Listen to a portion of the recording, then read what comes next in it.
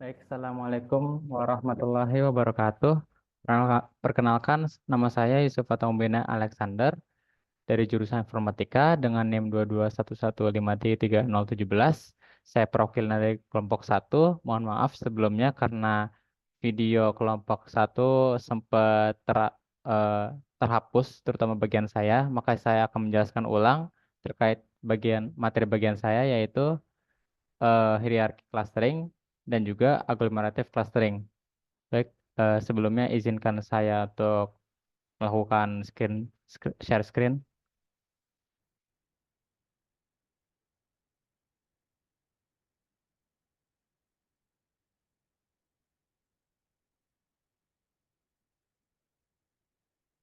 Baik, saya akan mulai dari yang hierarchy clustering. Berikutnya saya masukkan beberapa library seperti NumPy, Panda, Matplotlib, Pyplot. Saya masukkan K-means Escalon clustering dan juga eh, saya masukkan import standard scalar di mana dari SKLM preprocessing untuk mengatasi data-data yang misalkan masih kosong ataupun emang menghasilkan masih masih data yang menghasilkan noise untuk membersihkan data. Lalu berikutnya di sini saya eh, membuat sebuah fungsi yang namanya divisive clustering, di mana di sini kita buat while len di mana panjang klasternya ini lebih kecil dari n cluster. Jadi di sini kita bisa mendapati bahwa eh, kita membuat sebuah variabel di mana variabel ini tujuannya untuk mencari nilai yang terbesar dari cluster. Nah, di sini bisa kita lihat dengan fungsi max dengan keylen. Setelah itu kita bisa mendapati variabel bawahnya yaitu k-means dan juga labels di mana tujuannya ini untuk eh, membagikan antara eh, klaster yang terbesar dua menjadi dua ya dengan k-means. Nah, setelah kita bagi dua jenis klasternya, kita tambahkan dua klaster ini ke dalam list klaster, di mana yang klaster ini kita tambahkan ke label 0 dan juga yang ke label 1. Nah, baru kita akan menghasilkan nilai dari variabel cluster.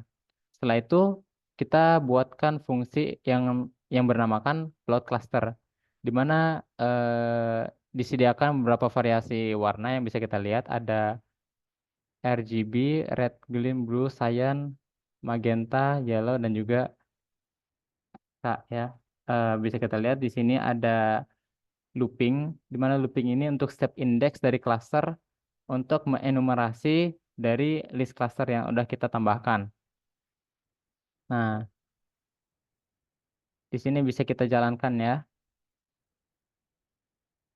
Setelah dijalankan dua fungsi tersebut, kita akan melaksanakan load data dengan file yang bernama Framingham. Nah, di sini untuk selanjutnya setelah kita eh, membacakan sebuah dataset, kita memilih kolom yang relevan untuk clustering, terutama kita akan masukkan untuk fitur satu yang bernama Color Smoker dan juga fitur 2 yang kita kasih nama Age. Nah, lalu kita melakukan normalisasi data dengan variabel scalar sama dengan standar scalar dan juga xscale, di mana scalar ini mengtransformasi dari variabel x. Setelah itu kita jalankan divisi clustering, di mana kita kita menentukan jumlah cluster yang diinginkan ya dengan sebanyak n cluster 2. Nah, setelah itu eh, kita jalankan visualisasi data dengan fungsi plot clusters. Nah, maka hasilnya akan seperti ini. Berikutnya untuk agglomerative clustering, di mana library-library yang telah saya input berupa NumPy, Panda, Matplotlib, Pyplot, Scikit clustering untuk jenis algoritma yang clustering aglomeratif, lalu ada Skippy cluster hierarchy import dendrogram linkage dan juga preprocessing di mana fungsinya untuk membersihkan data-data yang kosong. Nah, Di sini kita melakukan load data. Seperti yang kita tentukan sebelumnya, dikarenakan dataset yang sama, kita acukan fitur 1 sebagai current smoker dan juga age sebagai yang fitur 2. Nah, lalu kita melakukan normalisasi data, lalu kita lanjut ke pemodelan data untuk aglomeratif clustering dengan n cluster sama dengan 3. Setelah itu kita buat variabel prediksi, ypred model.fitPredictXL. Nah, setelah itu line code berikutnya kita melaksanakan plot hasil dari clustering, di mana kita menggunakan fungsi scatter dengan X label current smoker dan juga Y labelnya age. Seperti yang kalian lihat, ada 3 jenis warna yang melambangkan ada 3 jenis cluster ya. Lalu di sini kita melaksanakan eh, pembangunan struktur hierarki dengan plot dendrogram namanya. Lalu kita masukkan dengan figure size ya untuk ukurannya 10,7 dengan titlenya dendrogram ya sebagai jenis bentuk saji visualisasi datanya dengan Excel data point dan juga distance, di mana bisa kita lihat akan menghasilkan visualisasi data seperti ini. Baik, sekian dari penjelasan saya. Saya ucapkan terima kasih. Assalamualaikum warahmatullahi wabarakatuh.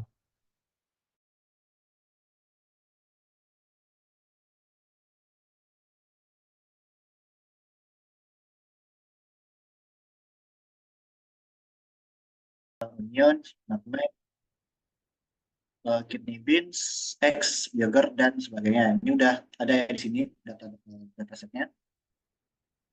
Dan lanjut ke transformasinya itu transaction encoder. Ini ada TRI ya, fungsi TRI untuk menghitung datasetnya dan untuk membaca dataset yang telah kita bikin tadi di sebelumnya. Ini adalah hasil outputnya seperti ini. Nah, untuk menghitung FP growth-nya, maka kita perlu menghitung support dan item set-nya. Nah, jadi kita bisa menggunakan dari importan FP growth, bisa kita masukkan fungsi FP growth, df min supportnya 0,6.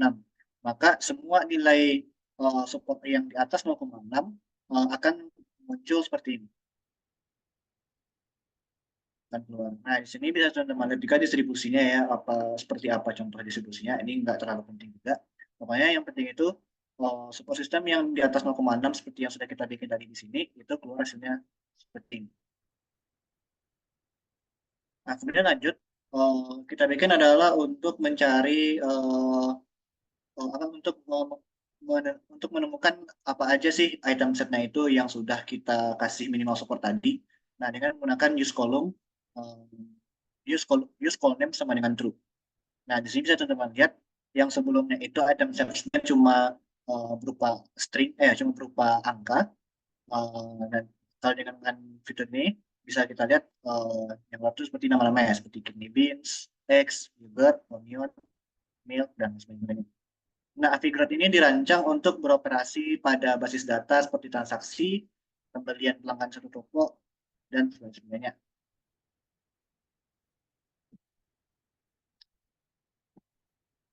Dan lanjut ya pada logistic regression.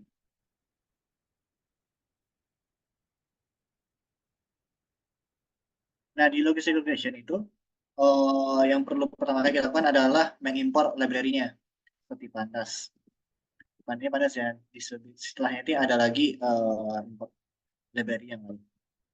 Dan kita ngeload datasetnya itu diambil dari Kaggle dengan judulnya diabetes.csv. Nah, header node ini menunjukkan bahwa file CSV ini tidak memiliki header. Jadi nggak perlu kita masukkan.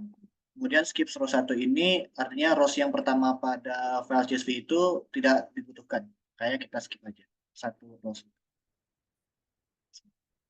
Kemudian untuk mengkonversi, kita perlu melakukan data konversi dari tabel pregnant ini ke dalam bentuk value, dalam bentuk angka. Nah, kalau nggak dirubah, dia masih dalam bentuk string. Hasil tidak dapat dikonversikan. Makanya perlu kita konversi dulu.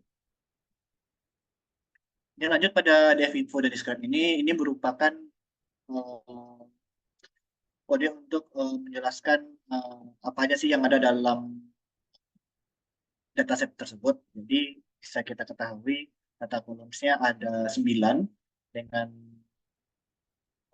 judulnya itu ada pregnan, glukosa, BP, skim, dan lain sebagainya. Dan data type-nya itu float dan juga integer. Karena tadi udah dikonversi ya, makanya berubah.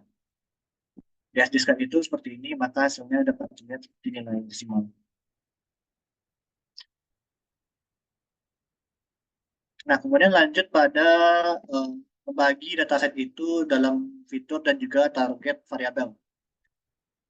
Nah, fiturnya itu yang kita inginkan adalah dari pregnan, insulin, BMI, umur, glukosa, BP, dan juga pedigree. Nah, untuk itu kita perlu pisah keduanya dengan DF feature post dan juga target variabelnya itu dengan DF label, X dan Y. Dan lanjut untuk membagi nilai X dan Y itu ke dalam bentuk training dan testing ya, dengan menggunakan scalar model import. Dan kita import kelas lagi, kelas scalar model untuk model logistic regression. Kita inisiasikan modelnya, kemudian kita fitkan model datanya. Seperti ini. Nah, setelah kita fitkan model datanya, kita perlu mengimport metric class, metric matrix class. Importnya cukup simpel juga dengan menggunakan from scalar import matrix. Nah, kita perlu minta matriksnya. Nilai matriksnya bisa kita dapat nilai area itu 115, 10, 25, dan 40. Nah, kemudian kita perlu untuk mengimport modul yang diperlukan seperti NumPy, Matplotlib, dan juga Seaborn untuk melihat confusion matrix pada nilai array yang sudah ditentukan tadi. Nah, kodenya seperti ini. Saya ada predicted labelnya. Jadi ini masih belum, maksudnya masih diprediksi apakah nilai diabetesnya itu tinggi atau enggak. Nah, hasilnya bisa teman-teman lihat seperti eh, diagram di samping, diagram di sini. Nah, kemudian lanjut pada ini, SKM model matrix, kita perlu membuat klasifikasi reportnya. Nah, kita dapat mereport target names-nya itu apakah dia diabetes atau tidak diabetes. Nah, terus kita print, maka kita dapat hasilnya itu seperti ini. Bisa teman-teman lihat presisinya itu tanpa diabetes itu yang tidak diabetes itu ada 0,82 dan diabetes itu 0,81. Jadi akurasinya itu tergolong tinggi juga sekitar 0,82. Dengan support sistem itu dinilai yang lumayan tinggi juga ada 125, 67, juga 192. Nah, di sini kalau teman-teman perlu, teman-teman bisa bikin sebuah grafik ya, diubah dalam bentuk visualisasi data dengan menggunakan ROC curve, kurva ROC. Dengan prediksi dan plotting bisa kita lihat bahwa nilainya itu semakin tinggi. Jadi sebenarnya sudah selesai ya untuk FP growth sama basic regression.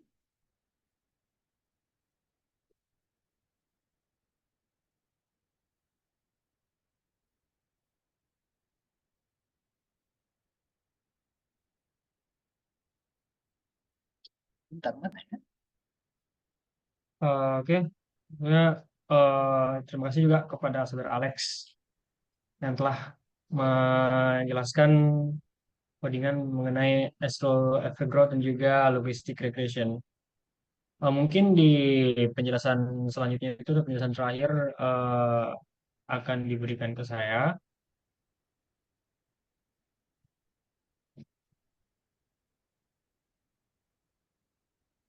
Mungkin akan di share screen juga.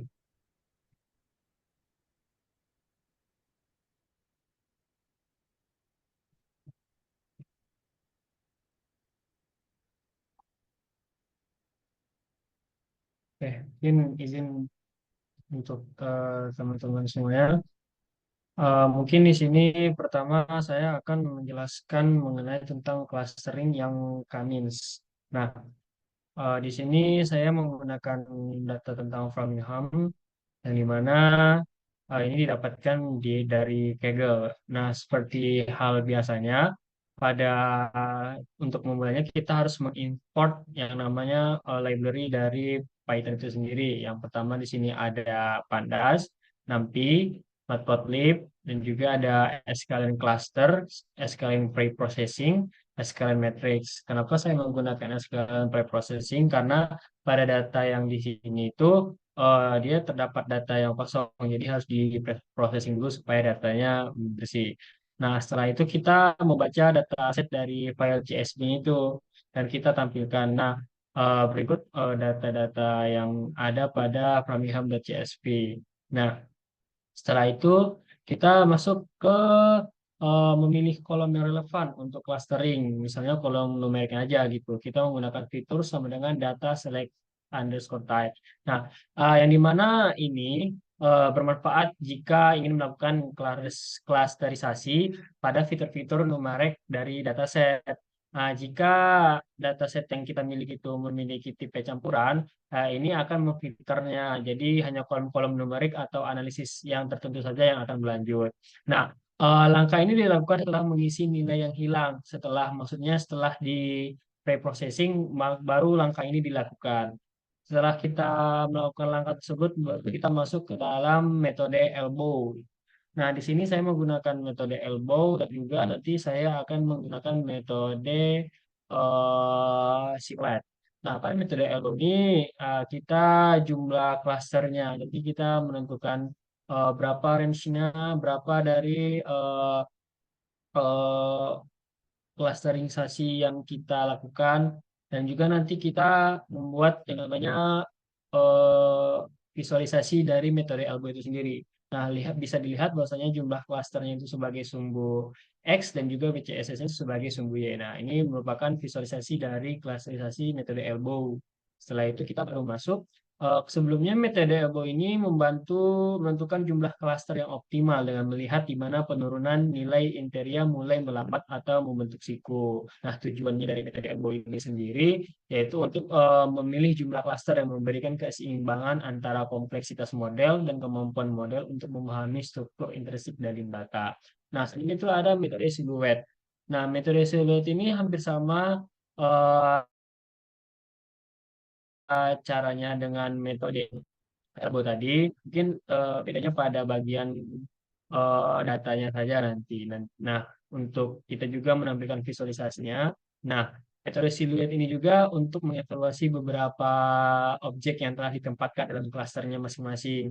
Nah, nilai dari siluet ini biasanya itu antara -1 sampai dengan 1, yang dimana nilai lebih tinggi menunjukkan klaster yang lebih baik terpisah satu sama lain. Tujuan dari plot ini itu memilih jumlah klaster yang memberikan nilai siluet skor tertinggi menunjukkan klasifikasi yang lebih baik dan lebih terpisah. Nah, setelah itu kita menentukan jumlah klasternya yang optimal antara dari hasil elbow dan juga dari siluet.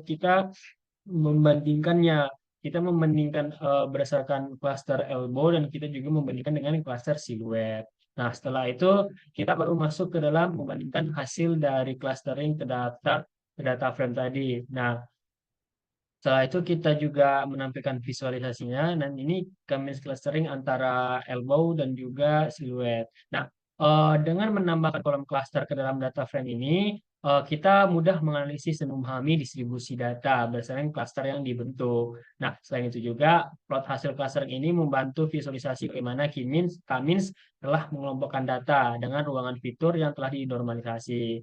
Nah, dengan menggunakan color map ini dengan warna yang berbeda-beda, kita dapat memisahkan antara kelasnya dengan jelas. Nah, mungkin untuk yang pertama itu udah selesai. Mungkin kita langsung saja masuk ke dalam yang kedua, yaitu tentang yang namanya, sebentar, backproctran.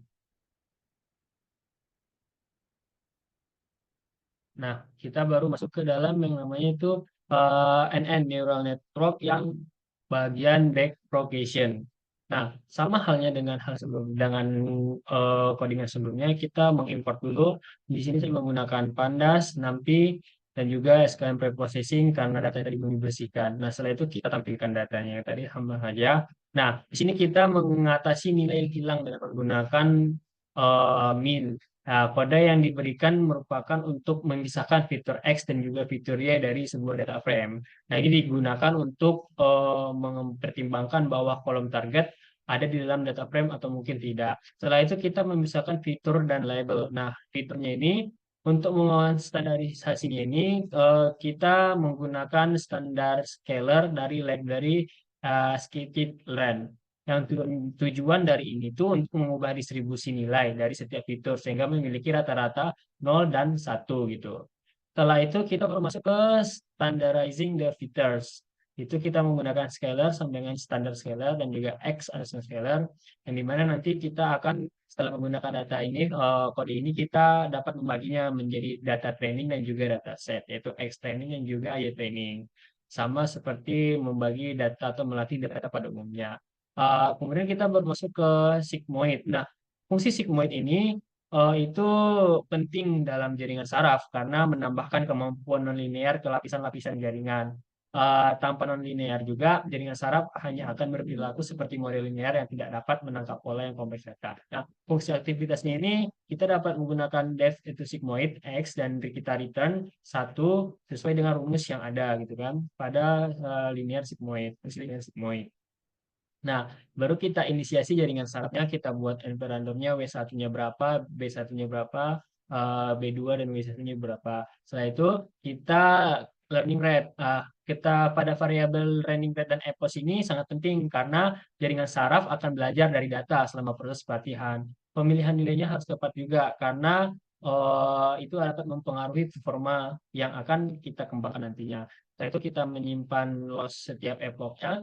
Setiap epoch itu kita mencakup 2 langkah utama yaitu forward dan juga backward.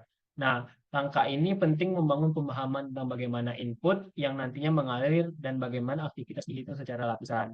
Dari itu kita masuk ke iterasi pelatihan, kita masuk lagi setelah kita iterasi, kita masuk ke hitungan loss tadi, ada yang backward pass dan juga ada yang sebelumnya ada forward pass. Nah, setelah kita lakukan hal ini, kita baru data yang tadi kita perbarui lagi di pada bobot dan juga biasnya. Setelah itu nanti kita cetak lossnya sesekali untuk memantau pelatihan yang telah dilakukan. Setelah kita lakukan, maka kita baru masuk ke dalam yang namanya visualisasi untuk melakukan gambaran bagaimana sih nanti gambaran visualisasinya. Nanti kita prediksi. Setelah kita prediksi nanti daripada data-datanya, baru kita konversi. Setelah kita konversi output yang telah dilakukan pada perbarui buku tadi, tapi kita akan juga menghitung akurasinya. Dimana pada akurasi ini terdapat 85,38%. Nah, untuk visualisasi datanya itu ada di sini. Nah, ini epoch yang telah dilakukan mulai dari epoch 1, 2, 3 sampai epoch 9. Di mana akurasinya ada 85,38% dan final training loss-nya 0,15. Yang dimana jika ada grafik loss ini menunjukkan penurunan, maka ini menunjukkan bahwa model sedang belajar dengan baik. Tapi kalau jika menunjukkan fluktuasi besar atau peningkatan, bisa jadi ini running rate mungkin terlalu besar. Dan pada akhir grafik kita melihat nilai final dari loss yang memberikan gambaran tentang seberapa baik model dilatih. Nah, grafik juga menunjukkan ada sumbu X dan juga sumbu Y dan juga bagaimana nilai epoch dari 0 sampai dengan yang ditentukan terisi. Tujuannya ini adalah untuk menentukan bagaimana penurunan loss yang berjalan. Di mana nanti yang idenya ini menunjukkan bahwa model semakin mempelajari pada data latih yang telah ditentukan. Nah, mungkin cukup sekian saja penjelasan dari saya. Mungkin kita kembalikan lagi. Nah, mungkin cukup sekian penjelasan dari kelompok 1 mengenai praktikum yang telah dilakukan di laboratorium kemarin dan telah dipresentasikan juga. Mungkin kami dari kelompok 1 mohon maaf apabila ada kekurangan dan kesalahan juga. Saya moderator, saya Fadil sebagai moderator dan teman sekelompok saya Yusuf Fata dan juga Rafana Alexander pamit undur diri. Sekian dari kami. Assalamualaikum warahmatullahi wabarakatuh.